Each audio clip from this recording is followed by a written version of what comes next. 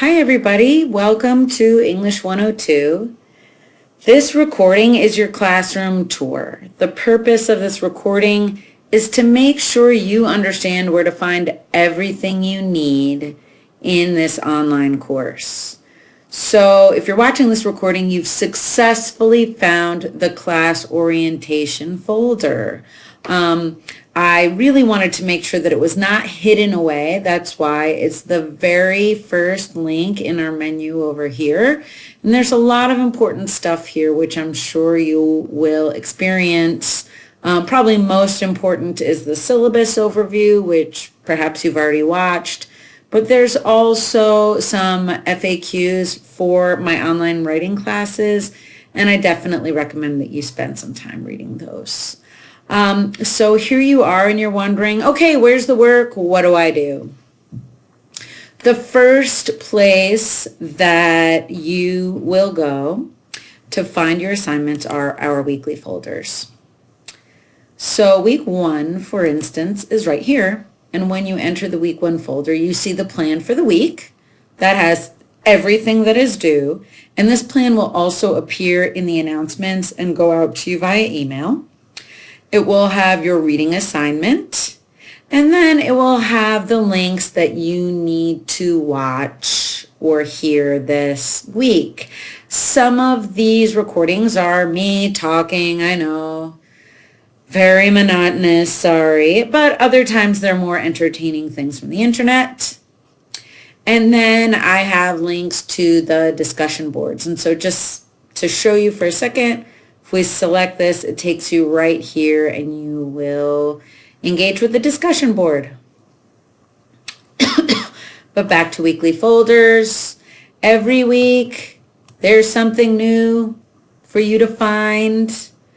And I suggest looking ahead, although you will find in the early weeks of this class that the farther out we get in the weeks, the less likely our folders are to be complete because I haven't finished everything just as this course is starting. So those are the weekly folders.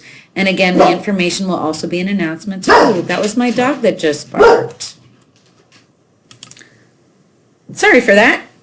So this is what our weekly folders are about. The next thing that you'll want to pay close attention to is the projects tab. The projects tab is where you find all of your assignments and also where you submit your work.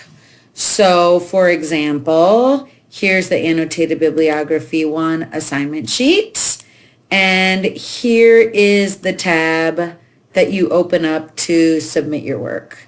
I have already created a presentation about this that you'll find in the week 1 folder. So don't worry too much about the exact logistics, but you should just know that all of your projects are here in the projects folder, and that's where you also submit your work. Here's the discussion board, and there are links to the discussion board in your weekly folders, but you can also go here directly if you know something is due. Here's information about me. Oftentimes I have students say, well, what's your office phone number? Or where can I find your office if I want to meet with you? All that information is right here. I also have a separate link for the portfolio and cover letter. The portfolio and cover letter are a full 20% of your final grade, and so it has its own tab in Blackboard. And I'll review this with you as the end of semester draws near. Here's the link to the Atlantic Monthly. Let's see, is it going to open? Yes, here we go. Here's Atlantic Monthly, and so with the annotated bib 1, you're going to have to spend a lot of time reading the Atlantic, reading good writing, and reading about current issues. All right, so that's available to you in Blackboard. And then finally, you'll see I have a link to the ILTs.